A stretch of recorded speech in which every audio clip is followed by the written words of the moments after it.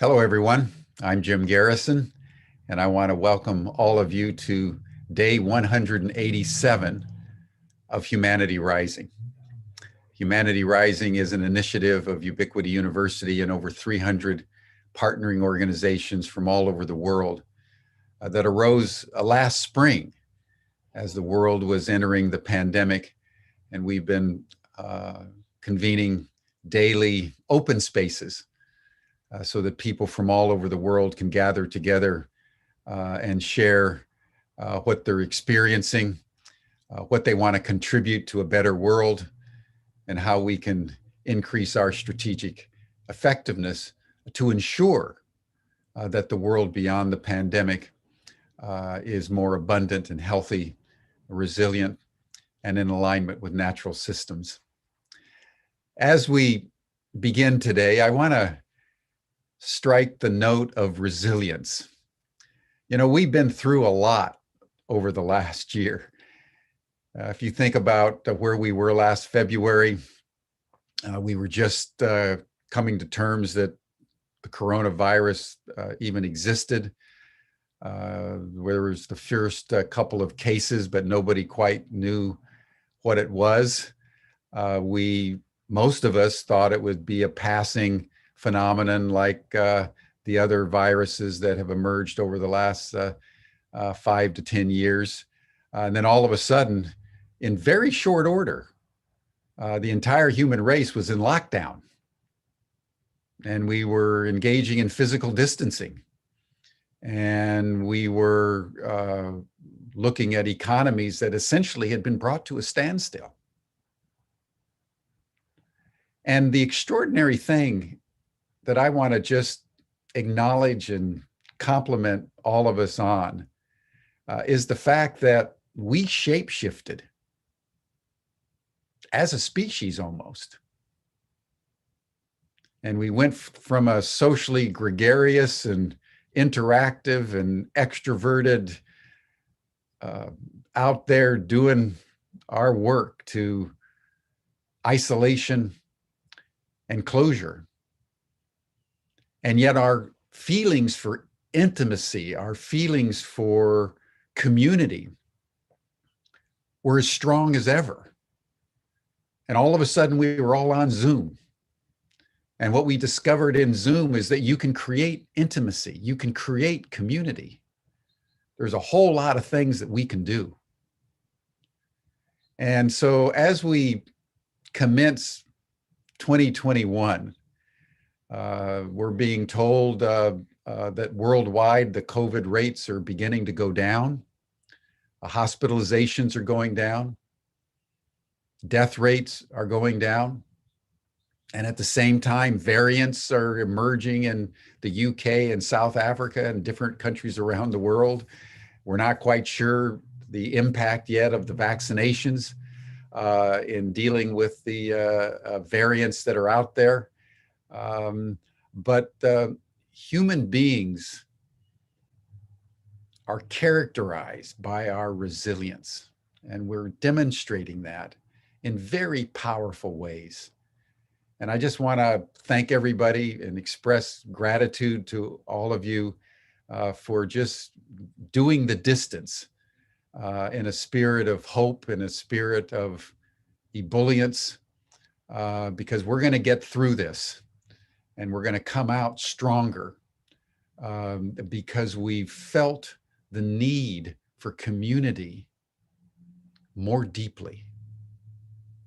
And Humanity Rising is just one of the ways, among many, through which we've maintained the elasticity of what it means to be social beings under extreme and ongoing duress. So thank you, everyone. There's grounds for very deep hope in our world today. And in that spirit, I want to welcome my good friend and colleague, Sabine van Gafka, who will now commence our program. Thank you, Sabine.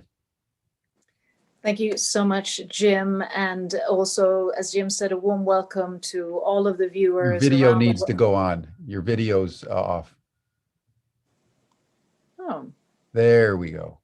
There we go. Okay. Welcome. Thank you so much. This time broadcasting from an iPad, so sometimes, you know, technology can come in the way. But I And was it went starting off again, Sabina. Your video went off again. So something, you had it on, and then it went off somehow. Try one more time.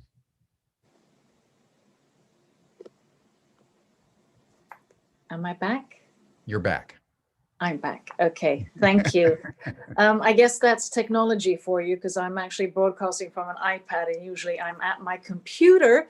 But this time technology is in favor, because here we all are and you can see me. And I just want to extend a warm welcome to all of our viewers from around the world and all the streaming partners who each and every day, or at least at your convenience, really come to be included in the impact and catalyst for change that Humanity Rising is really surfacing to becoming and also being at the moment. And Jim, with your excellent and such an eloquent way of navigating us each and every day, it truly is such an inspiration to see how Humanity Rising is growing for each and every day.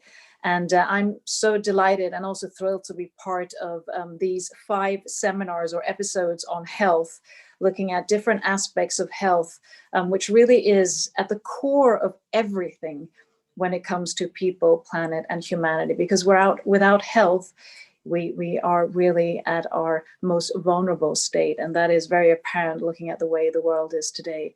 And last week, we looked a lot at health and humanity, and referring to what Jim talked about, also looking at, you know, the core of community and what that entails, and how community also is part of thriving health, and the feeling of connection and belonging, and the different ways to how we can really interconnect within communities. Also looking at where we are today, where we're both polarized, but at the same time have also experienced that we're so fully interconnected.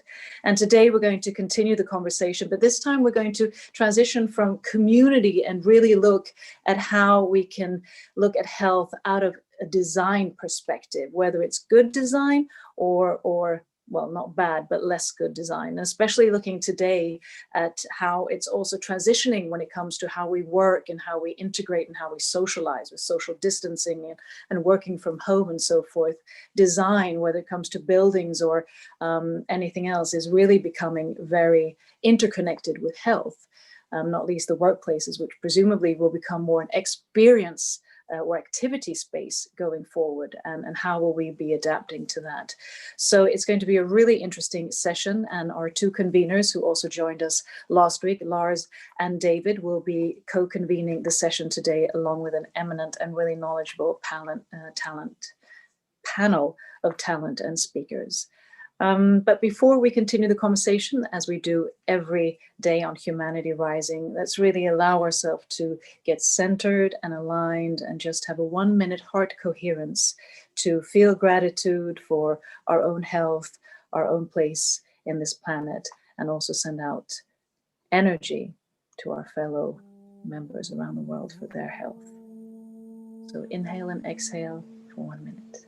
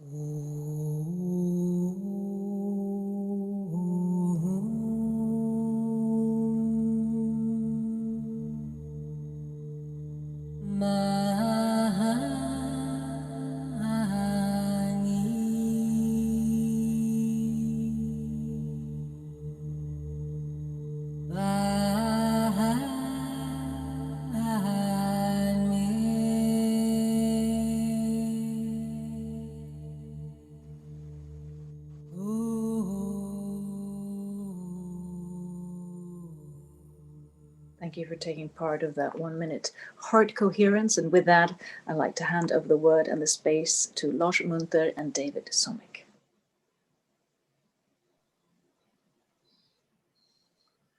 Hi there. Very much. Thanks, Sabina and Jim. Okay, so welcome. We're delighted to be here for the second webinar in health and the health series. We're going to start this time with a little description of our two organizations, because we didn't kind of talk about it much. It'll be brief enough, but let me see if I can sort out the screen sharing now. And there we go. So is that, you can see that all right? Lars? Yes. Yeah, we could. Yeah, that's fine. It's not full screen yet, David, but we can see it. Okay, let's see how we can get, why am I not full screen? Oh dear me. Down in the lower right corner. Yeah, down the lower right. Yeah, okay. Oh, I see. Sorry. This is great. There is you that go. Okay? Yeah, okay, that's fine. So my organization, the European Health Futures Forum, I'm not going to talk through all of this, but really the point is we're an NGO. We're dedicated to improving the health of European citizens. And the real issue here is about being open source and bringing together people to think, debate, and shape the future of health and healthcare in Europe. Now I see that my this doesn't work either. Okay, thank you.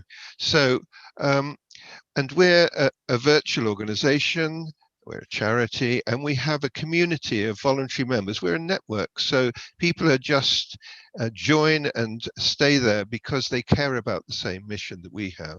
And the areas that we deal with are the environment, knowledge management, innovation, human networks, and citizen and community empowerment. And of course, we have partnership arrangements, including Humanity Rising. If you want to know more about those 5 areas, have a look on our website. And obviously the URL is there. Lars, do you want to show your slide? Yes, I have the great opportunity in these sessions to represent the Nordic Health 2030 movement, an organization or initiative of 30 Nordic organization that works to transform Nordic health and well-being towards sustainability.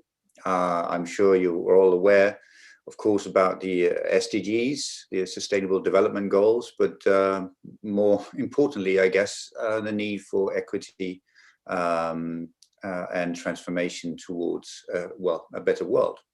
The key words for the movement are trust, balance, resilience, responsibility, and equity.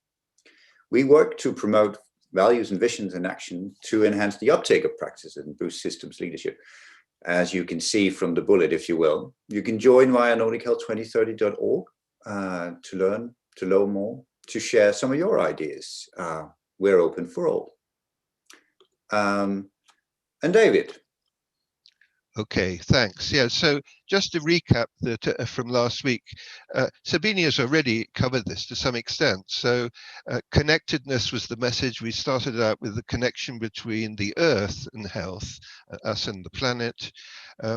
Education was mentioned, the importance of not talking down to people, getting people talking to them at their own level to help increase their awareness of health. And finally, people power.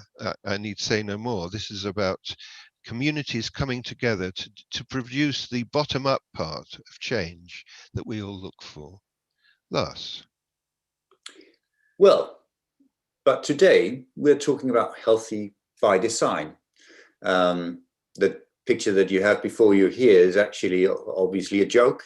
But sometimes you can get the feeling that something that's well designed becomes, well, too complex for purpose, really. So today we're talking about also how design might reshape some of the very complex systems and structures that we have that runs our health system, that runs our society, and produces sometimes outcomes that are not necessarily healthy. In this case, also might, as a joke, it was meant well, but it's really hard for these two guys to actually use them. we're fairly sure, or maybe with more intimacy than was actually intended. In this case, well, some design must have been gone on, but you try to find out what it actually means. And of course, even though it's a simple binary choice here, you become slightly baffled by which of them you actually prefer. And in this case, again, a seemingly simple task, yet if you want to go where do you push? So with these, well, basic ideas about how design, even from the basic to the very complex, can go wrong, let me then give the word to two people that have worked extensively with design. That is Veron Lai and Daniel Steenstra. And I will stop sharing. Right. Oops. Nice picture, by the way, Lars. I'm going to pinch that picture and use that for my next lectures. Good afternoon, good morning, everybody. My name is Daniel Steenstra. I'm speaking to you from the Netherlands. First of all, I obviously have to say thank you very much to Ubiquity University and EHFF to give us the opportunity to talk to you about design. It's a very timely, very huge, very big topic, very important topic, but I would say that, wouldn't I, because I'm biased. I think we want to, together with my dear friend and colleague Veron, first briefly explore what design really is and what it can do for healthcare. I'm going to be making some bold statements, and I really feel that I need to qualify those statements by giving you a brief introduction of where I'm coming from. So many years ago, I graduated in medicine in Amsterdam, but I was frustrated by the lack of impact I could have on real people's lives. So I became a car designer, as you do. So I moved from Holland to Italy, spent a long time in the car industry, and then returned into academia. So now I've got the posh title of professor in medical innovation. I do see myself as a practitioner. That means that over the years, I've built up quite a lot of experience in actually developing medical devices, lately even involved in gene therapy, you know, the really advanced end of healthcare. Also, I'm one of the founders of a company called Somekh, based in the US, where we actually want to use AI to make sure that people in communities can use design to design better healthcare in their communities. It might also be relevant to mention that I'm currently living in Holland, but I've traveled throughout Europe. That means I've lived in Belgium, I've lived in Italy, I've lived in Germany, I've lived in London in the UK, and as a sailor, I've cruised extensively France and Spain and Portugal. So I think I've got a pretty good idea, you know, what's going on in some parts of Europe. Veron, could we have the next slide, please? So I told you some big statements. It's really my belief that COVID-19 has exposed the limits of our education systems, the limits of our healthcare systems, the limits of our socioeconomic and political systems. And I would say that, you know, if you think back to what people say, I am a designer, so I say where we are is because design in education systems, in healthcare systems, and the political systems has been absent. Veron, can we have the next slide, please?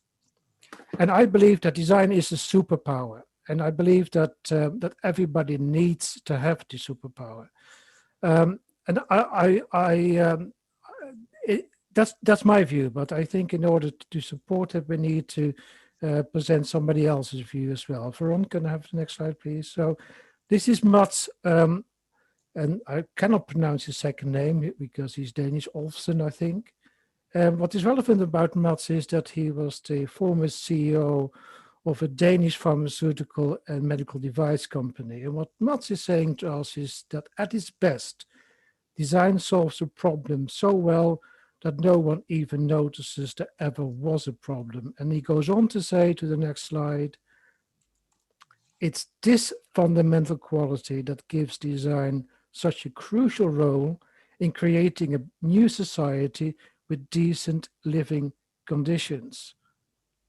We go on to the next quote, and this is Steve Jobs, the man from Apple himself. I must say that my mum is going to be 88 tomorrow. She's still looking after herself, living on her own, and it's her iPad in lockdown that allows her to communicate with me, with the other kids, with the grandchildren, with her friends and other family. So what Steve Jobs has done for society, we cannot underestimate. It allows us in an strange situation, a stressful situation such as lockdown, to communicate. And what Steve is telling us now, that in most people's vocabulary, design still means it's surface, it's veneer, it's interior decorating, it's the fabric of the curtains or the sofa. But he says to him, nothing could be further from the meaning of design. It is the fundamental soul of human-made creation that ends up expressing itself in the successive outer layers of a product or a service. So he's very much saying that design is not about how things look. It is very much much deeper than that. Ron, can we have the next slide? So what we're saying is that design is actually a way of thinking. That's how it starts. It is a set of methodologies. It's a set of processes and tools that enable people and communities to take ownership of where they are, to take ownership of their health and take ownership of their well-being. Veron, could you just go back one slide, please? Okay, so it is really starting at what is the need, really understanding what the need is, and then going through building a shared vision, using design to come up with with strategies, agreed actions, working towards a solution. So this is what we want to achieve. And after Jim's wonderful introduction, I think we should add the word resilient to that. So we want to have effective, equitable, sustainable, and resilient healthcare. It needs to be people-centered, not system-centered or hospital-centered. It needs to be focused on the people it needs to serve, and it needs to be outcome-driven. It needs to be impact-driven. And in order to get there, we need to innovate. We need to change. We need to change. We need to understand the needs. We need to change the current systems, the current products, the current drugs, the current devices, and so on and so on. Veron, next slide, please. But in healthcare, as I mentioned, I used to be a car designer. Car design, believe me, is a very easy business. There's only a couple of stakeholders. Healthcare is very, very complex because there's so many stakeholders that have to be involved in this innovation, in this change. And it becomes extremely complex. That's why innovation in healthcare takes such a long time, and it's very much hit and miss. It's actually more miss than hit. Veron, can I have the next slide, please? It's actually design that helps us to turn the stakeholders into collaborators. It is design that gives us, Veron, next slide, that gives us with methodologies such as co-design, ways that we can all work together, that we can get all of the stakeholders working together through ideation, through prototyping, to together develop new products, new services, and new healthcare solutions. So it's design that really helps us to get from the need to solution. As we mentioned, it's a way of thinking. It's a set of methods. It's processes and tools that enable people and communities to take ownership of their health and their well-being. Next slide, please, Veron. So it is a superpower. Trust me, it is a superpower, but it's no good for a select few to be able to use that superpower. We need to build a critical mass. We need everybody to be able to use design, because only then can we have a bottom-up, a ground-up change, and we can actually then challenge status quo. That's our next step, to build this critical mass by using design. And I would like to hand over to my dear friend Veron now, because Veron will give you, share with you her experience as a design practitioner. Veron, over to you. Thank you. Thank you so much, Daniel. So hi, everyone. I'm Veron. I'm a designer, also a design educator. So I'm doing two jobs, doing a designer in some of the day, and then teaching design in some other days as well. I have been working in the healthcare space in around the last 10 years. I have to say, I find it challenging, but equally rewarding. I remember I started my design career in the healthcare design agency many years ago, and questioning what was my role there. I don't understand the content, I don't understand the context, and let alone trying to make any impact there. It took a long time for me to realize there is this untapped power where Daniel's described as a superpower. I don't think I have made a lot of success with my superpower yet, but I have learned a lot on this journey. For many years, design has been seen as making things look pretty.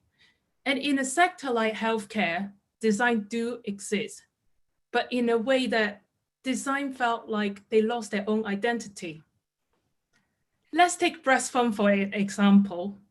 For many years, this breast pump looked exactly the same as the one that we use for cow, for dairy. If a designer is involved and questions about the actual user experience, not just making the logo bigger or turning pink or purple, we could have a very different design for many years.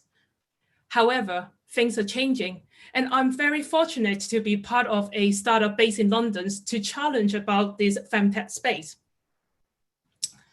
Design is, like Daniel said, it is a superpower if it used wisely and also in an appropriate way.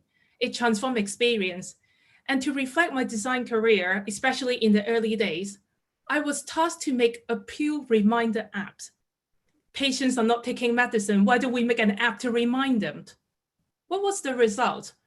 We didn't see a better adherence, really. If I can travel back time, I wish at that time I have asked why patients are not taking medicines. Why even we remind them they are still not taking it? Instead of focusing on how can we make it fun, gamify the experience, or questioning about the font size of the color in this app design. And the other aspect around design is design justice. The term sounds a bit serious, but it is not. It is about questioning who has the power, who is included and excluded in the design decision-making process. And we cannot talk about inclusive design in healthcare if the power is still centralized by regulations or hospitals rather than the people's. Why people not taking medicines, why people not exercise is more complicated than just reminding them. Many first world countries not educating us how to live healthily, and health literacy required literacy. You can't ask people to run if we don't show them how to walk. It needs to start with the people. It all sounds well and good, but where shall we begin? Healthcare needs to change, but it's all fair. We are all afraid to make any change. Healthcare is about life and death, and we need to be careful.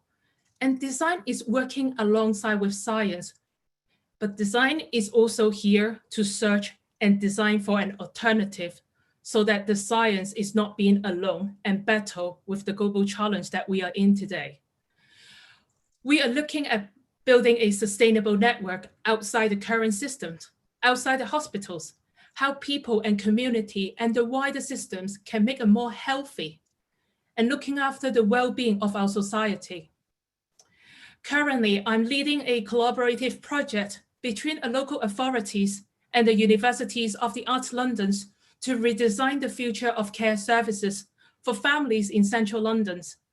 In these diverse cities, we have people from different backgrounds, different cultures, religions, languages, and we are fully aware by just pulling more money into the system is not going to give us the answer, and we don't even have the unlimited amount of money.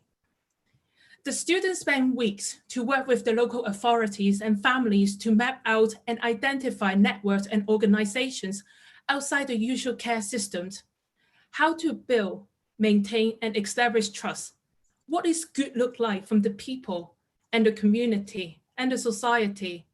It is not a top-down governments can do it all approach. And one of the key aspects I would like to point out is the openness from the local authority, the Camden Council.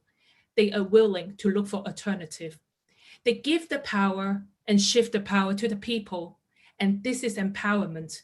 Empowerment is not reminding people what they didn't do. Empowerment is about giving people a voice and a choice. To echo the model Daniel suggested earlier, design come into healthcare world to ask why. We spot opportunity outside the usual system, and once we find this opportunity, we connect with people and other organizations and start to asking questions, how might we making this better? Where is the untapped resources? Because we don't know, we want to hear from other peoples. Tell me, show me, what is good look like? And we keep asking why.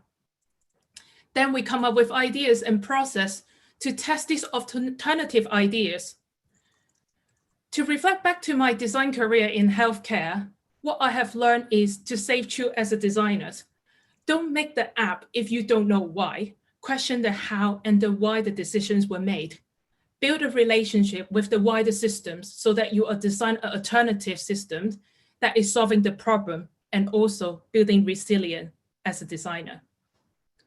Design is not the silver bullet. Even Daniel said that it's a superpower. It is not the silver bullet.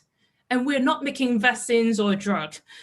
But the health and the care system in this world is far too big to leave the job from a single approach.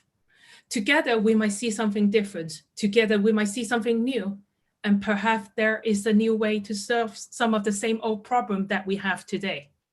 Thank you. I will pass it back to Daniel and us.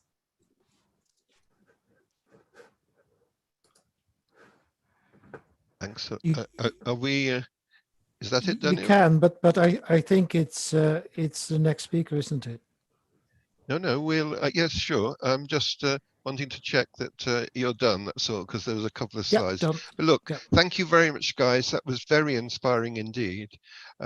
Hopefully, we'll have a couple of minutes for a discussion later. But I'm going to now ask Hans to join us to present his slides, and I'm going to screen share so that I can put his slides up. So here we go.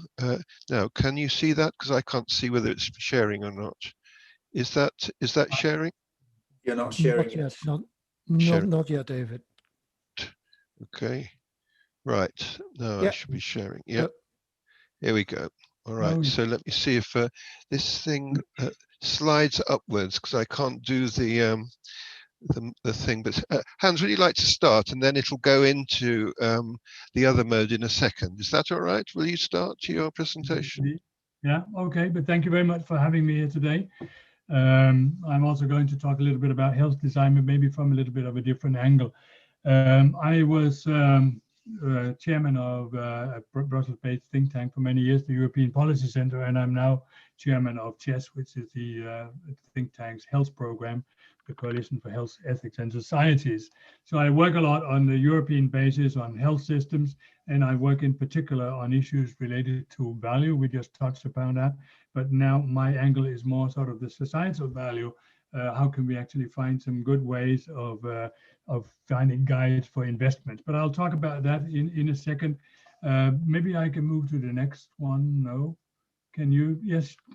So after the pandemic, what have we actually learned there?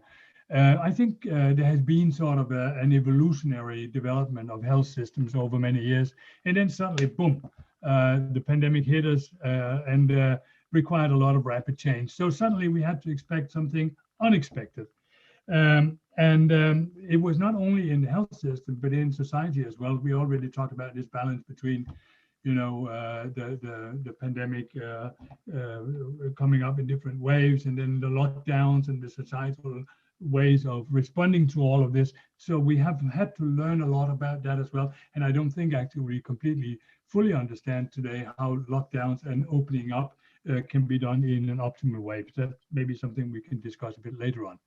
Resilience has already been mentioned a couple of times. It's the new black. Everybody talks about it. We need robust and flexible systems.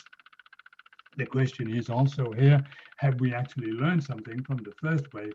Because I've been looking here in Europe about the responses for the second and maybe the third waves we've had, and not so sure we really have learned how to do resilient systems. So there's some design issues here to work on still.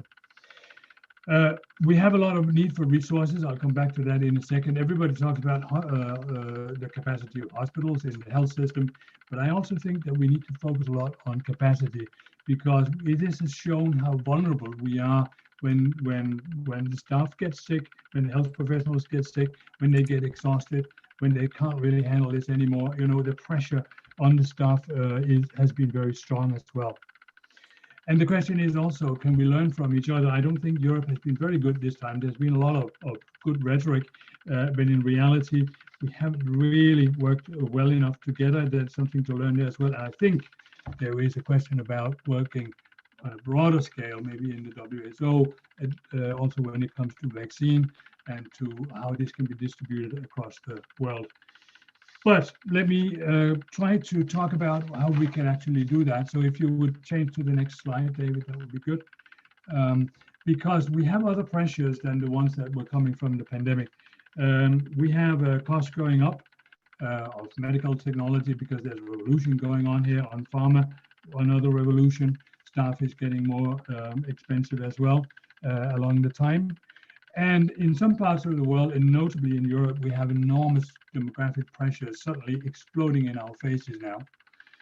We have an aging population. As you can see, we have over the next 20 years, we'll double the population over 80 years old with all their comorbidities and what have you.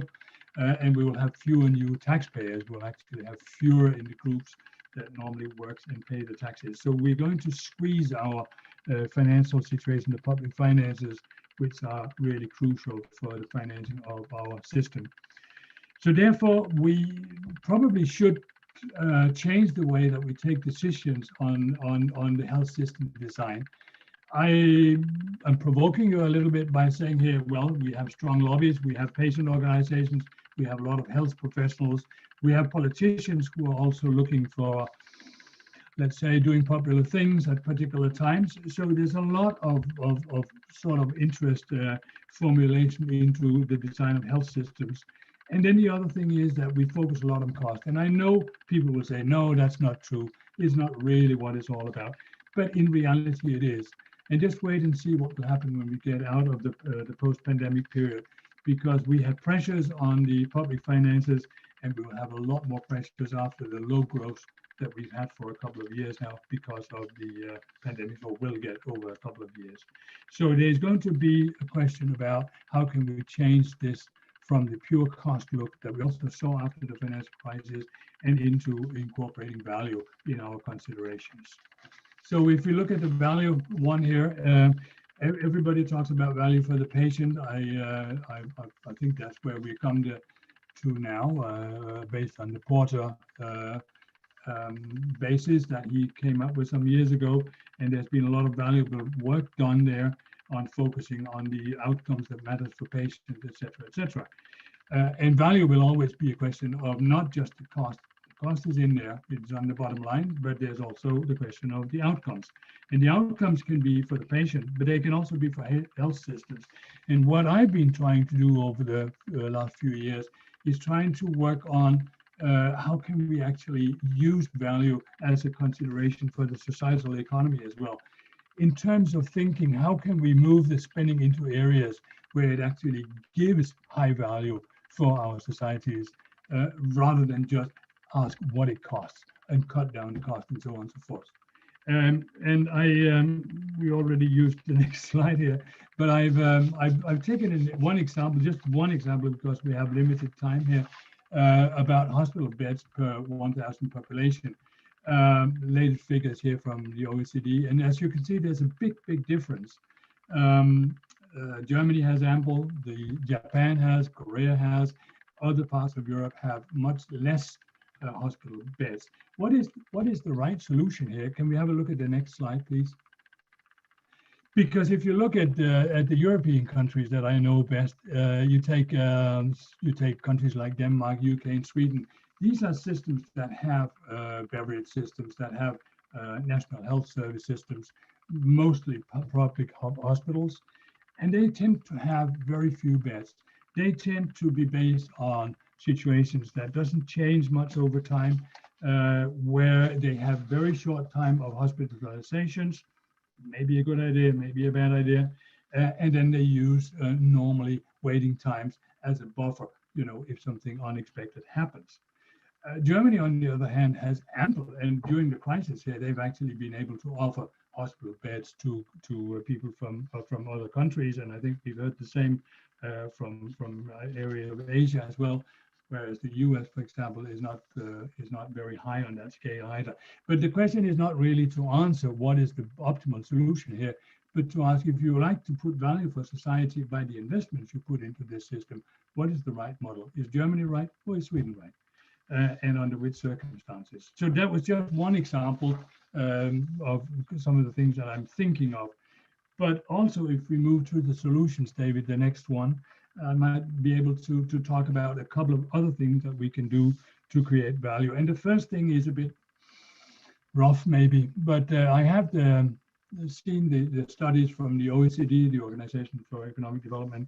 They have been looking into health systems and actually concluding that we waste about 20% of the total health cost in the OECD area, which encompasses parts of Asia and the US and Canada as well.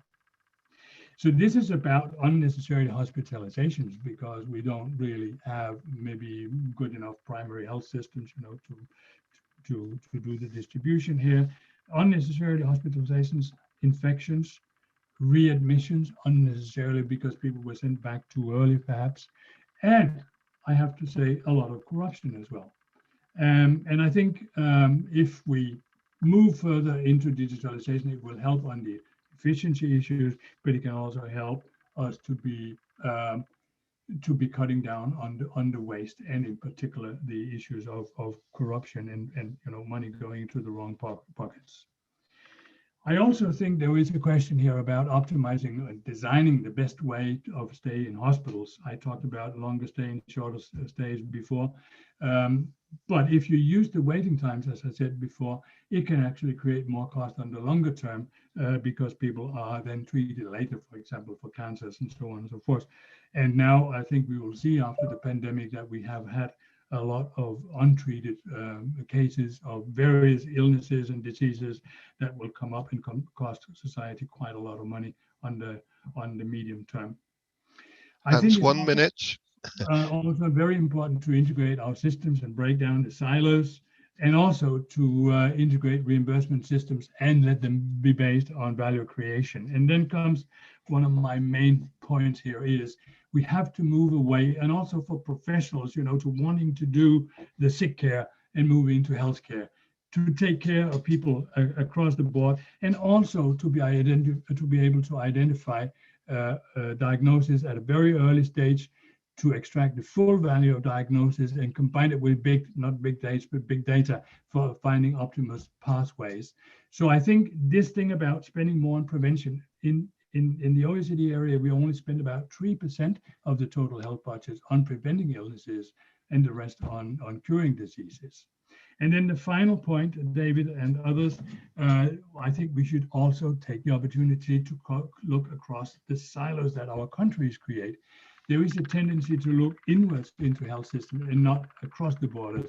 Try to learn from best practices. There's a lot of data out there. The OECD and the European Union are doing a great work on trying to make this clear.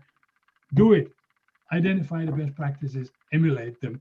This is one way of redesigning your systems to be optimal, to do the very best.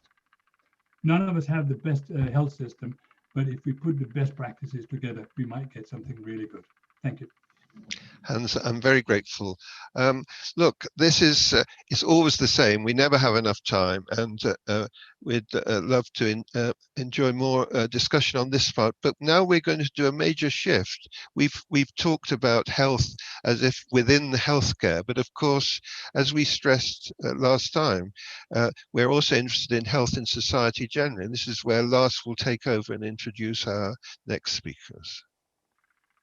Yes, obviously, in many ways, what happens, especially in the healthcare sector, is a result of what happens elsewhere. You've all probably heard the phrase about, well, the problems of lifestyle. But in many ways, of course, lifestyle is the direct result or symptom of the way we choose to live, the way our cities are designed, the way that our transportation systems are designed, and so on and so on. We'll have the opportunity now to then talk a little bit about how we design these systems, how we think about these systems, how we plan them again. But first off, it's a great opportunity to welcome, of course, Bruce Katz from, well, the US actually, to talk about how one might reshift one's mindset when doing social innovation and using investments and money to do good in a different way than one has traditionally done. So, Bruce, you're with us too? Well, thanks, Lars. You were early on?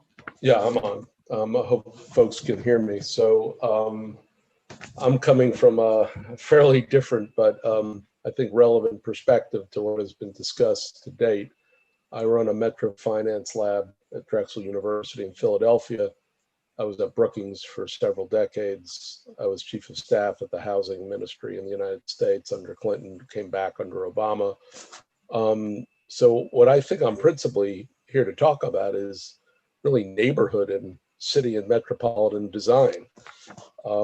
Building on the prior comments, the COVID pandemic has unveiled deep racial, spatial, ethnic disparities on income, health, and wealth in the United States.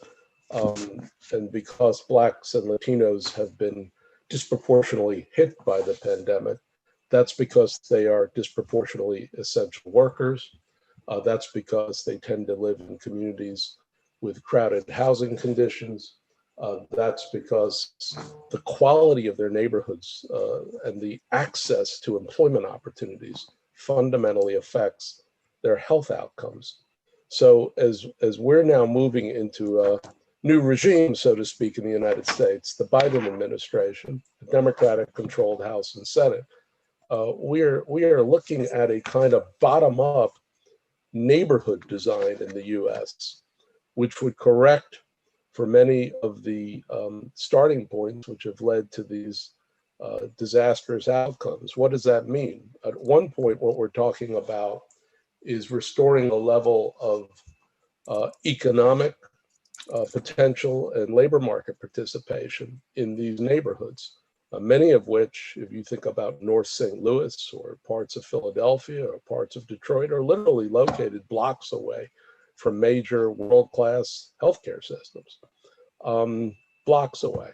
But they live in communities where unemployment rates are disproportionately high, where commercial corridors and main streets pre-pandemic were devoid of really commercial activity and civic life. Black-owned and Latino-owned businesses have been devastated by this pandemic because they tend to be in low-wage, low-revenue sectors of the economy. So the first part of neighborhood design is to begin to build back a kind of economic participation, labor market participation for larger portions of our disadvantaged population. We are going to do this, I think, by having a different kind of implementation around federal spending, whether it's direct federal spending around small businesses or whether it's indirect federal spending on infrastructure and other investments. Schools infrastructure. We have to focus on the quality of school infrastructure in many of our older cities. Lead paint, asbestos. Many issues are facing K through 12 in the US because of disinvestment over decades. There will probably be the largest federal investment in school modernization and school transformation in the history of the United States through President Biden's Build Back Better plan. And so school infrastructure, in addition to economic participation, transit access, the spatial geography of work and residents in the US has created a complete mismatch between where people live and where many jobs are located. The US is a highly decentralized, dispersed economy. Even with the rebound of cities over the past several decades, we still basically are auto-reliant, auto-dependent, with many of our transit systems outside our major urban areas like Philadelphia or New York or Boston inadequate, even with the building of transit over the past several decades with local revenues in Los Angeles, Denver, and elsewhere. So transit access and mobility and thinking about access to employment that doesn't require 90-minute commutes one way, talk about an impact on health. The way in which we've organized our metropolitan areas have been an enormous detriment. Local neighborhood design with regard to parks and libraries and other amenities, a streetscape.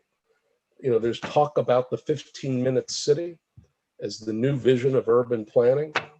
I think if that's going to apply to many parts of the United States, high poverty, disconnected, disinvested, we need to be thinking about neighborhood infrastructure. At the same time, we're thinking about traditional nodes of infrastructure, roads and bridges and rail and so forth. So the 15-minute city requires, if it's going to be real, and not just a planning exercise or an academic exercise, it needs to be built into our financial system, federal resources for sure, but also private sector investment and impact investing in neighborhood design. And last but not least is housing. Housing and the affordability of housing has been essentially a peripheral issue in the United States at the national level, and at the local level has really been burdened by opposition by many communities to integrate affordable housing into their neighborhoods. So the not in my backyard syndrome is prevalent in the United States. So as we go forward, both in high value or places that pre-COVID, like Seattle or Boston or San Francisco, had hyper unaffordability issues, or even low growth areas where there's a Detroit or a St. Louis, where there's a disparity between wages and prices in the housing sector.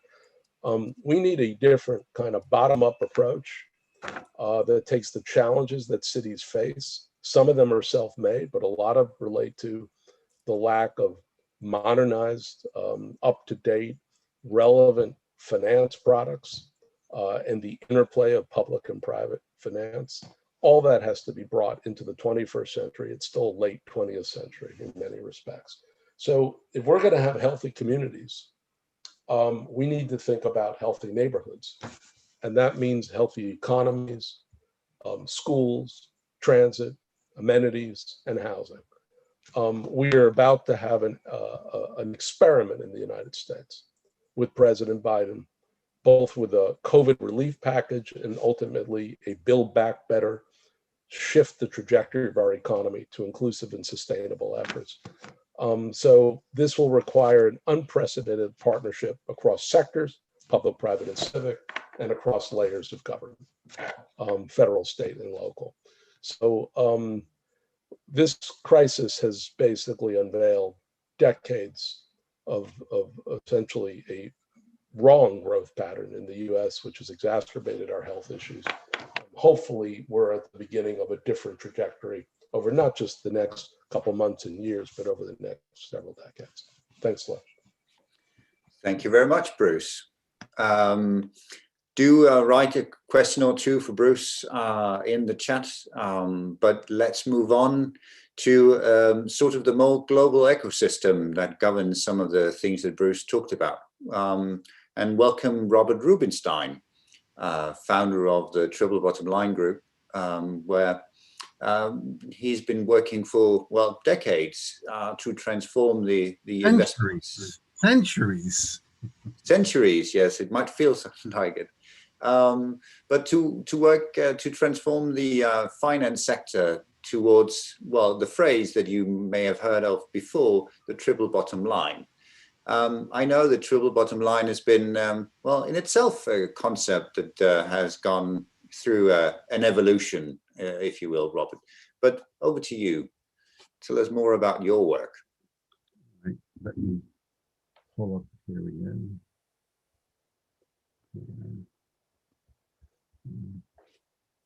Second.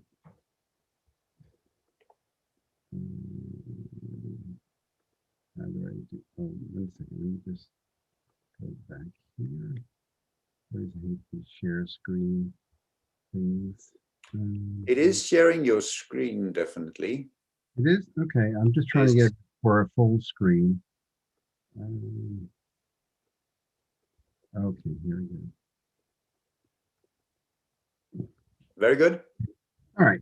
So thank you very much for organizing this and letting me shout my barbaric yaw off the rooftops of the world.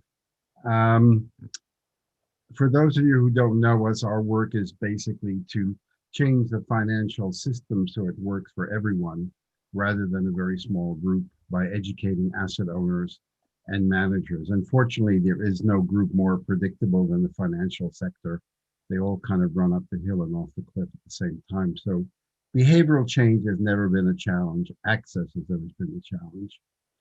So if we look at the money flows, if you look at these silly press releases that are constantly being put out, usually around the time of the World Economic Forum coming forward, of 30–40 trillion dollars going into liquid assets, stocks and bonds, and then another couple trillion going to public transport infrastructure, and so much going into renewable energy and green bonds. It's just continuous stories of massive money flows. Yeah, and the figure is now close to 40 trillion. And then you've got the Green Transition Scoreboard, which calculated how many trillions went into corporate R&D, life systems, energy efficiency, green construction, and renewable energy over a 10-year period, getting close to $12 trillion. So if all of this money has been going into the ecosystem, into addressing social and environmental challenges, we must have all the problems fixed, because that's a lot of money. But if you look at all of the challenges that we have of climate change destruction, biodiversity, water shortage, food shortage, health crisis, diabetes, at the same time that PepsiCo is looked at as a great sustainable champion, they are one of the great causes of diabetes, income inequality, pollution, and threat of war. So how can you have 40 trillion or 30 trillion going in and all of these problems and only increasing? So if we look at who is actually benefiting from all of this money going to ESG, fund managers are doing quite well. They're making lots of fees.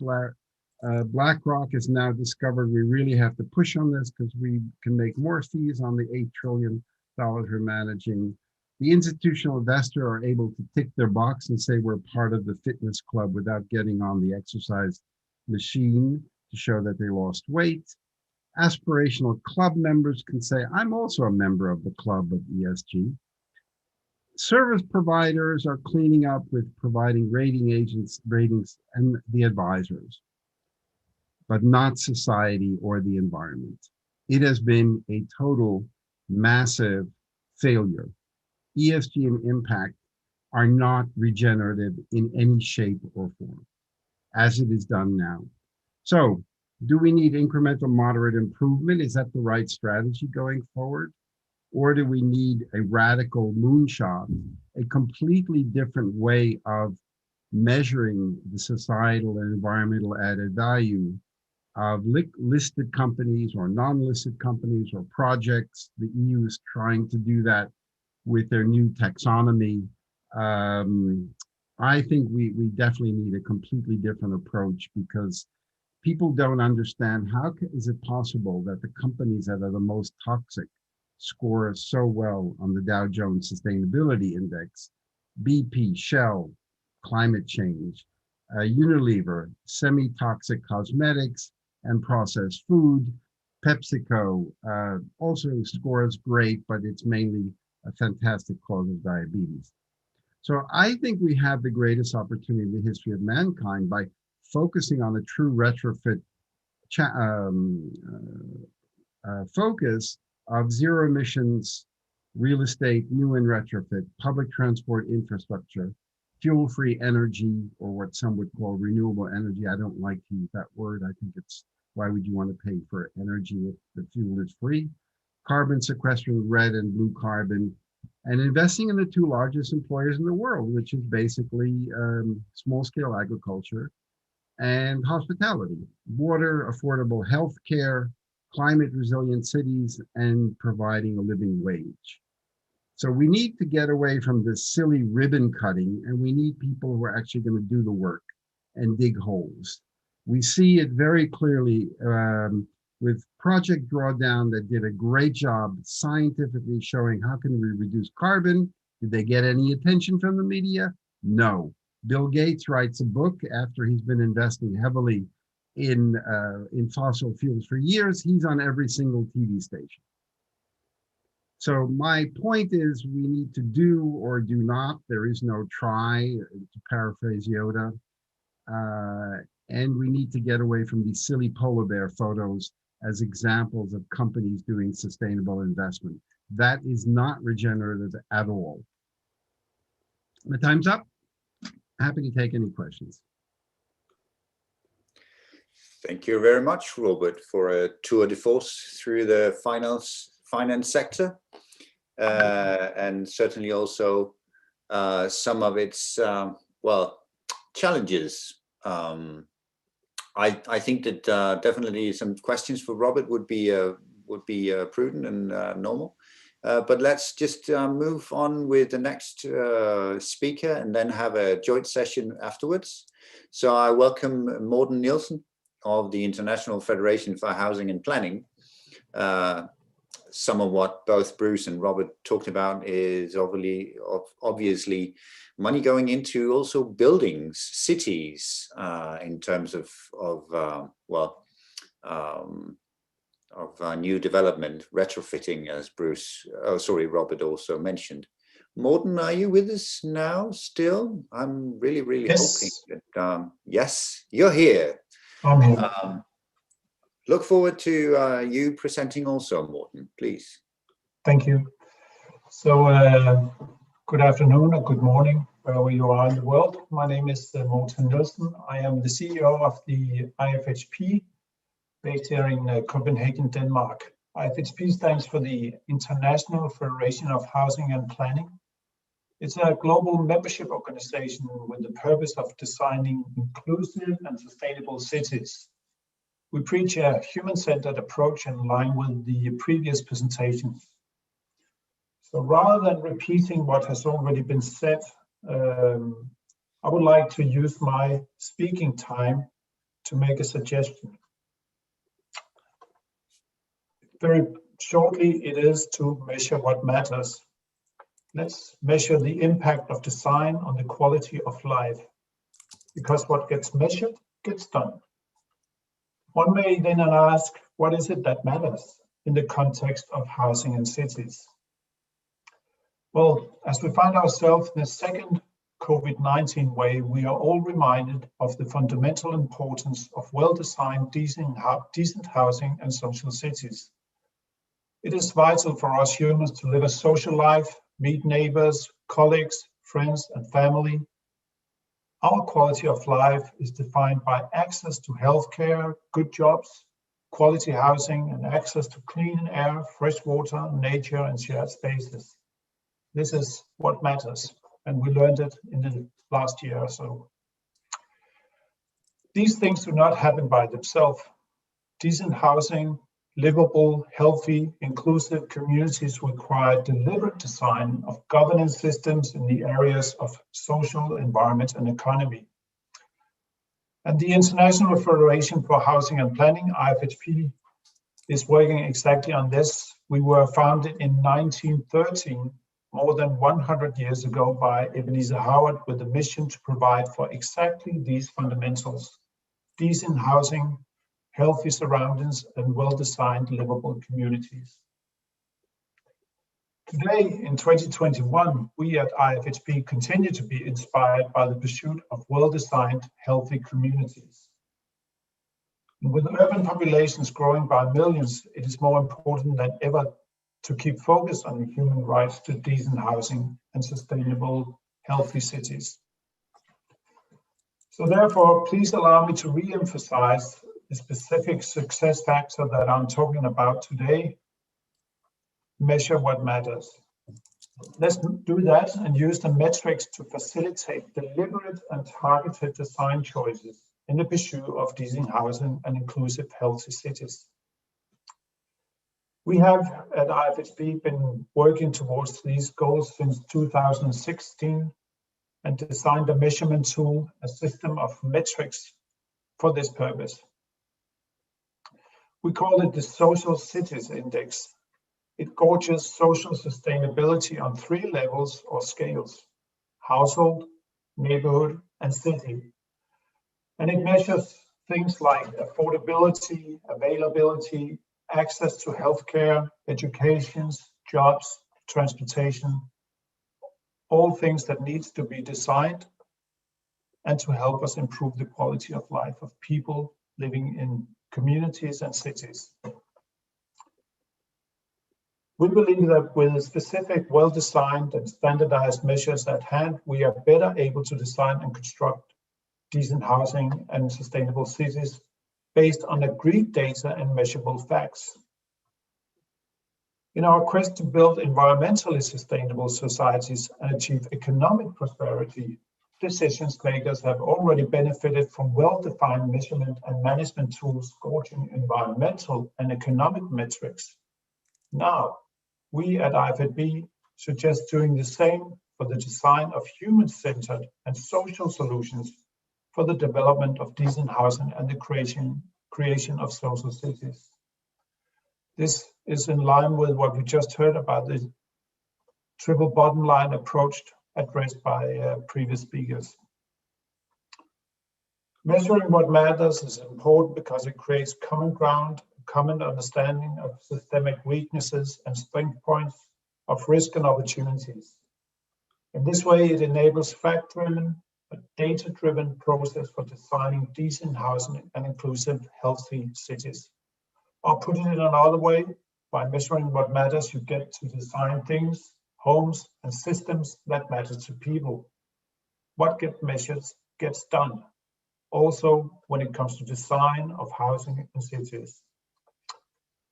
Thank you for listening. I look forward to the discussion. If you want to learn more about IFHP, you are invited to join the organization. Check out ifhp.org to learn more. Thank you very much.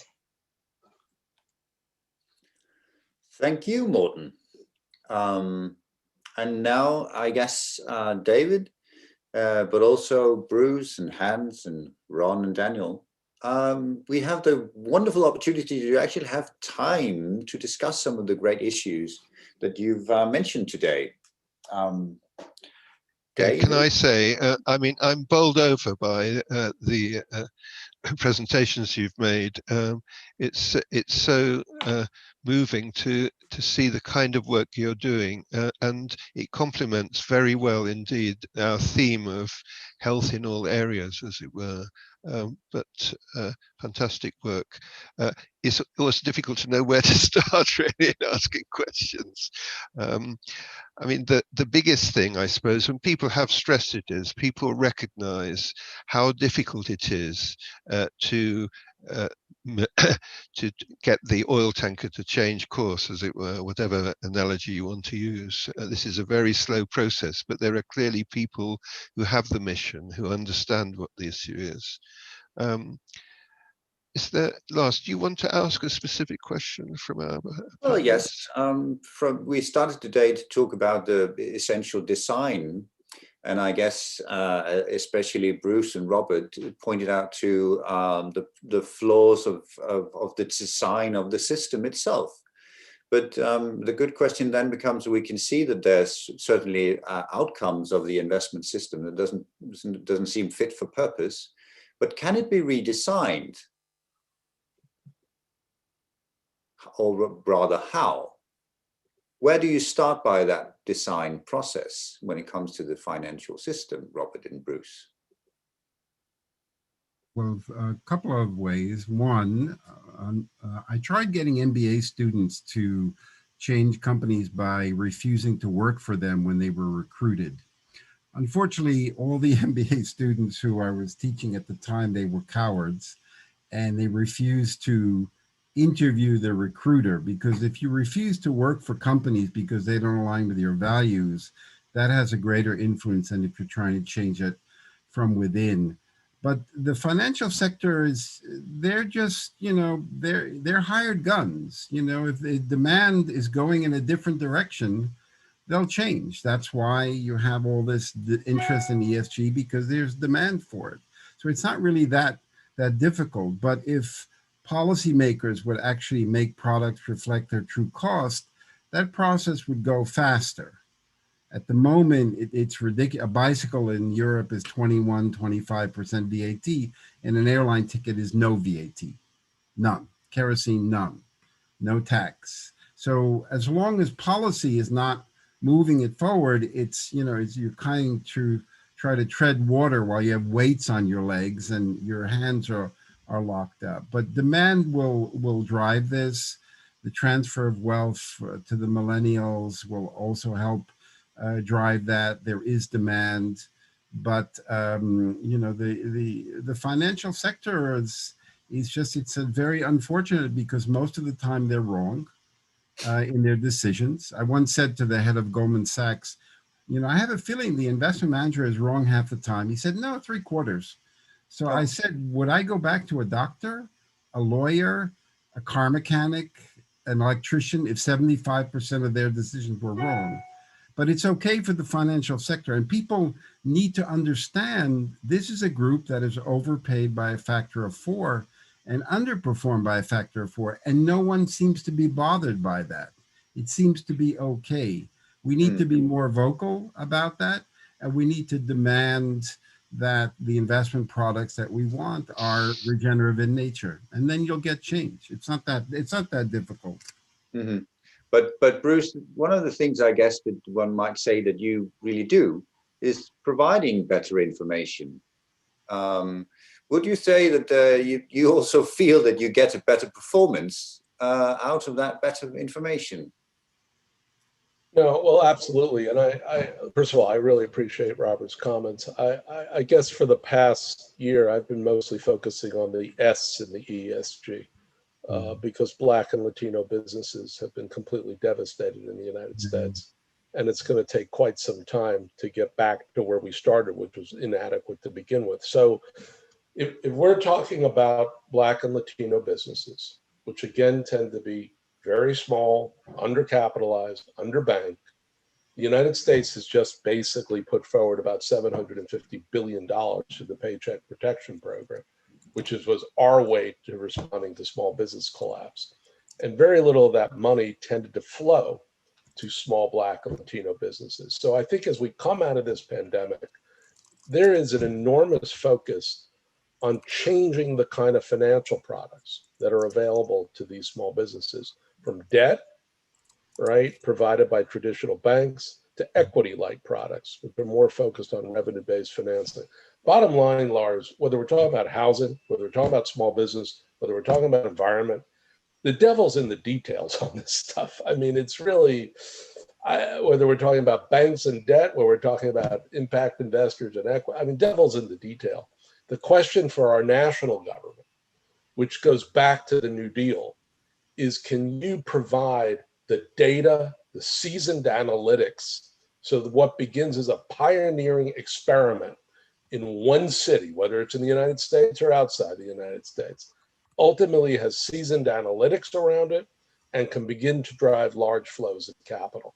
But bottom line, this pandemic has shown a financial system completely out of whack with regard to the realities faced by what I'm talking about, small entrepreneurs or large-scale infrastructure and other investments to help the energy and social transition. So we've got to just, not conflate everything together, but begin to focus on what are really very different parts of the financial system with different kinds of fixes that need to be met.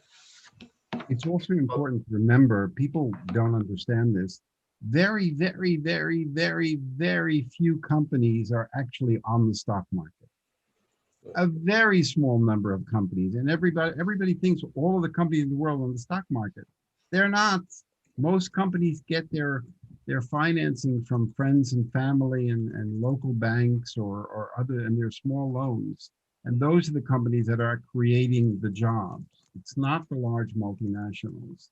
So it's this fallacy, because the only news that put out on the business channels is, what did the Dow Jones do today? What did the NASDAQ do today? As if that all of the companies of the world are on these stock markets. They're not. Yeah, of course not. True. Well, Robert and Bruce talked about the national policy makers, but also I caught the fact that Bruce mentioned, well, what happens in a city. And Morten, I mean, changing national policies, global policies, that's a lofty project. But you can certainly see with the initiative like the C40 cities that it's possible to create change from, well, local initiatives, local being perhaps a metropolis, if you will, in this case.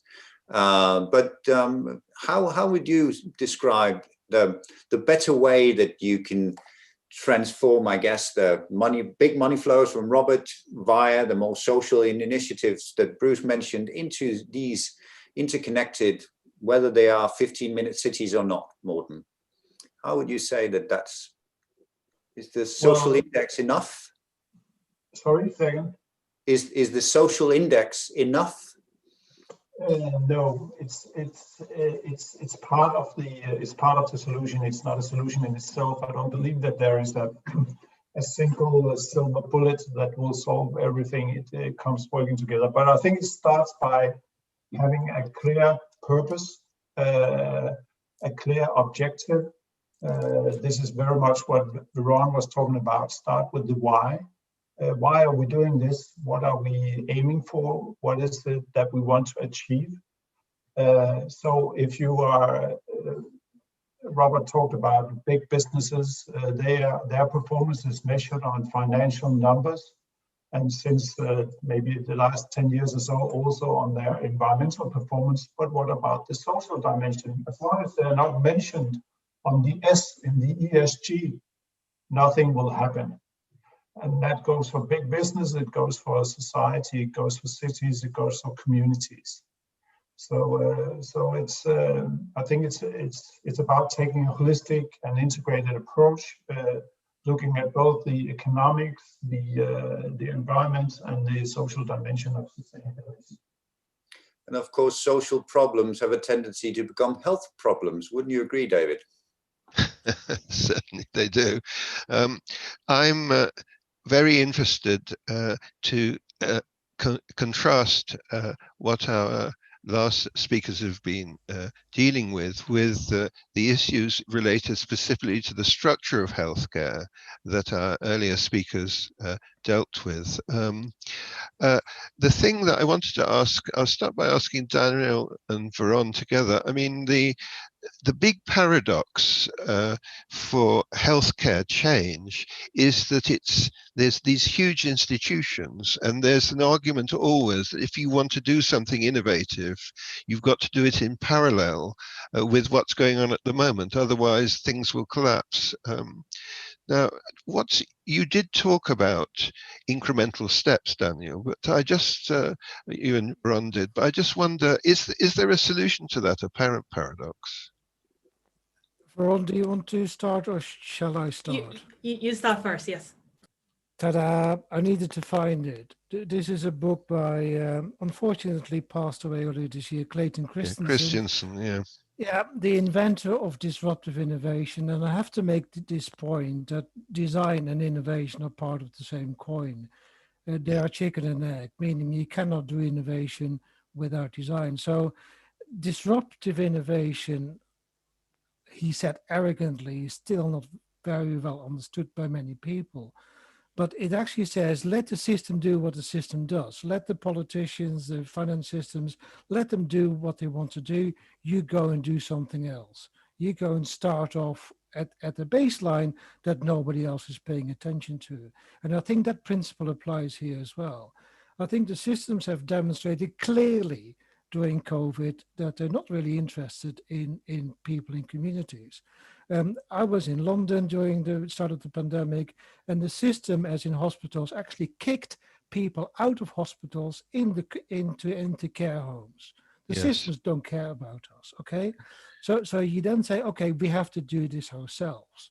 And I think if you start using design and start using the disruptive innovation principle and say, actually start off small, generate momentum, then you might be able to overtake the big systems. And there's two things I want to say. One is barter. I think one of the things of being in London during the pandemic, you could see that people started to be more altruistic. There was no money involved. It just started to help each other. And that's a very, very strong thing that we were able to build on. And I'm not an expert on finance, but I think with cryptocurrency is obviously a disruption of the financial systems. So maybe we can find, through design, alternative ways where we can fly underneath the wire, basically, and maybe in that way disrupt all these big systems that so spectacularly have failed us. I think we are underestimating the devastating impact that the pandemic had for a very long time, and something dramatically needs to change. Veron, over to you. Yeah, I think like kind of speaking from a designer perspective is that like, as I mentioned earlier in my presentation, I was kind of coming to the healthcare world with full of ignorance. Like I graduated from design school, I failed in science, that's my background. Not very fancy if you're trying to work in the science industry, right? But I think to the point of the literative design, something that is really interesting to reflect in the last couple of years that what designer involved, particularly in the beginning of COVID, that we have seen the informations about how to help the volunteers to stay safe when they are supporting vulnerable families or families that is having chances that they have COVID. The information from the government is not very digestible. As a designer, we come in, we're not trying to change the system. What we have done is take the information, we look at it, making information digestible to the community so that we use infographic, dumb it down to English, make it more digestible to people that is only have 10 years of reading age, which is the national reading age in the UK. And so we just make that information available, check it by the medical expert, put it online in a day. And that is what we have done. We didn't take very long. It's not life-saving, it's not a drug. But what I'm trying to say is that there is a different perspective to looking at where design can help. We are not trying to replace the current system, but what is interesting is that coming from a different perspective, I'm a designer, why we are doing this, where is the problem? Why information available on the government website, but no one knows where to find them? And that is the perspective that I felt like it's a very small project. It was in the beginning of the third week of the national lockdown in the UK. We turned it around with a group of design students, just making information available for everybody. And so I think this is just one of the small examples. And in the last few years, I have been doing this for like children's services and healthcare services as well. I guess back to the literative point and also design make it happen.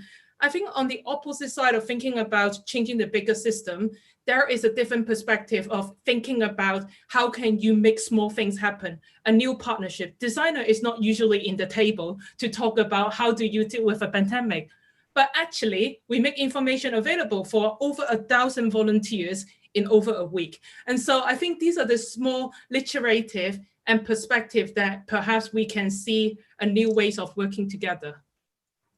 Ron, that's fantastic. I think I said at the beginning of the first webinar, these are tasting menus.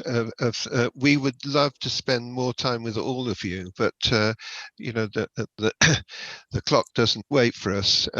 So do you want to just say a last word, Lars, before we pass back to Jim? But look, thank you. As I say, it's really inspirational, your input today, and we'll take it forward to the next meeting.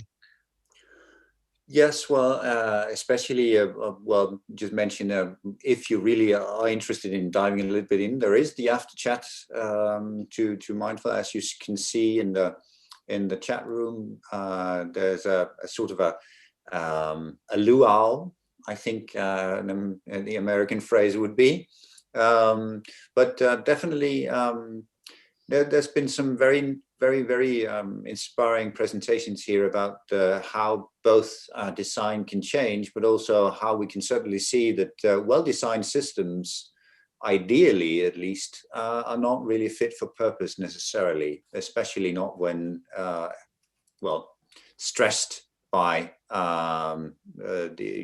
as Monty Python would say, you should always expect the unexpected, I guess.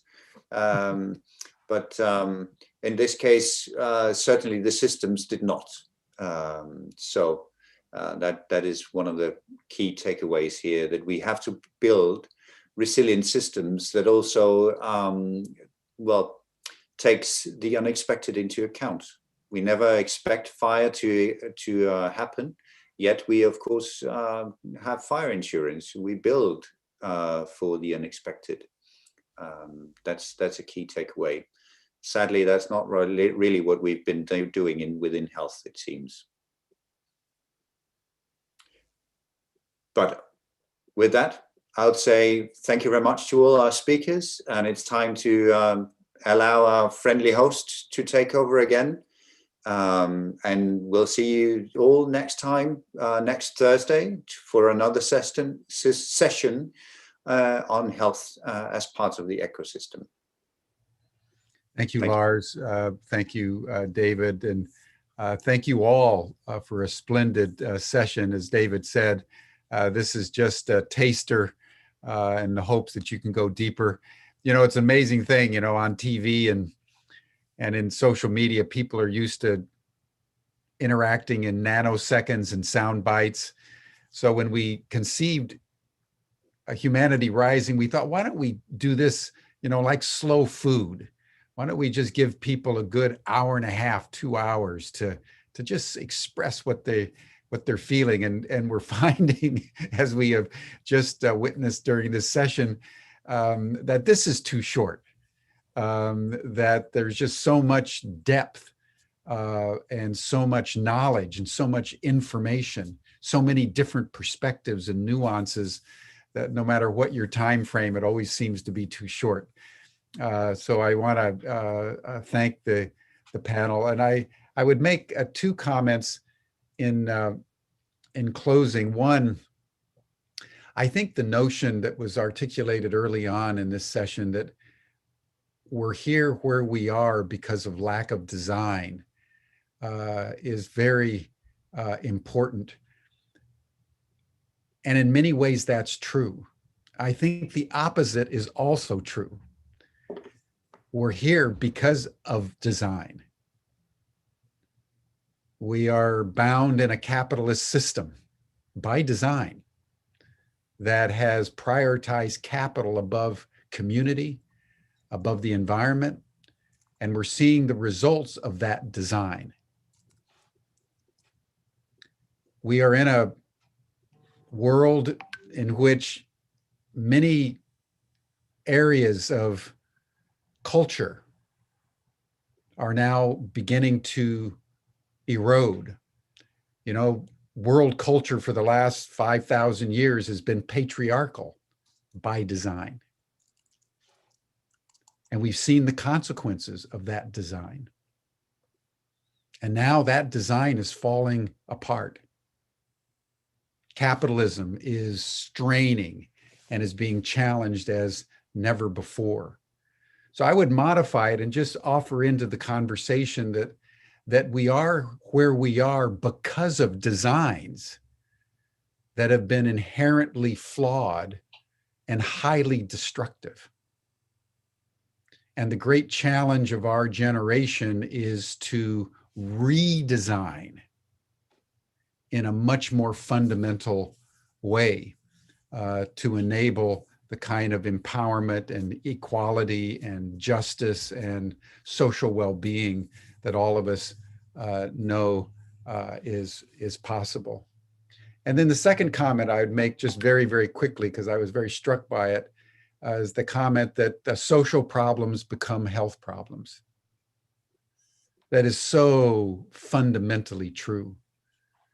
The way we live our own lives, the attitudes with which we view our own bodies, our own emotions, our own psychologies, the way we love or not in community, the way we interact at work, the mental frameworks that we hold, the social challenges that we engage in, all have effects on our health. Because the most fundamental truth is that we're all interconnected, not only with each other in the larger ecosystem and the larger solar system and the cosmos, but our emotions and our psychic ebbs and flows and our somatic functions are all interwoven into a singularity. So when you put an entire species into lockdown, you force us into isolation, you tell us that we can't physically touch one another, you engage in all kinds of fear at the public level, that has effects, deleterious effects. And Lars was mentioning before the session and touched on it, and then sent me during the session an article about hope. That hope is a strong motivator in and through this pandemic. And that's one reason why I wanted to start the program this morning on just affirming everybody's resilience. It's so important that we live our lives in hope, that we know a better future is not only possible, but we can help build it. That's the grounds for optimism. You know, as they say, the difference between an optimist and a pessimist is not their analysis. It's whether they think they can do something about it. And the optimist is just the one who thinks that they can do something about it. And therein is the genesis of hope. So I want to thank you, Lars and David, for convening this panel. This has been our second of 5, and next Thursday we'll have the third, continuing our exploration of public health in a time of COVID. And now I want to invite everyone to join our after session chat. Those of you on the panel in particular, if you have another 5, 10, 15 minutes, just go into the chat box and you'll see the link just put in for the after chat session. It's on a different line so everybody can see one another and have a more informal and intimate conversation. And then tomorrow, everyone, we're going to delve into the science of empathy. We humans are deeply social. Most of us are deeply empathic with one another. We do it as a moral obligation to some degree, a virtue that we seek to cultivate, but there's a science behind it. Just like as we've explored, you engage in a few minutes of heart coherence as we do at the beginning of every session, where we say, just listen to your heartbeat. The science shows that if you just listen to your heartbeat for a couple of minutes in a spirit of gratitude that you're alive, I think it's over 1,400 good things happen in your body chemistry, the hormones, the way your brain begins to come alive just by focusing on your heart for just a minute or two. So tomorrow we're going to look at empathy and what empathy is and why humans are so attuned to it, like many of the animals, and what is the science behind it. So that's tomorrow on Humanity Rising, same time, same station, 5:00 p.m. Central European Time here on Zoom. Thank you, everyone. Splendid session today, and we'll see you all tomorrow. Bye-bye.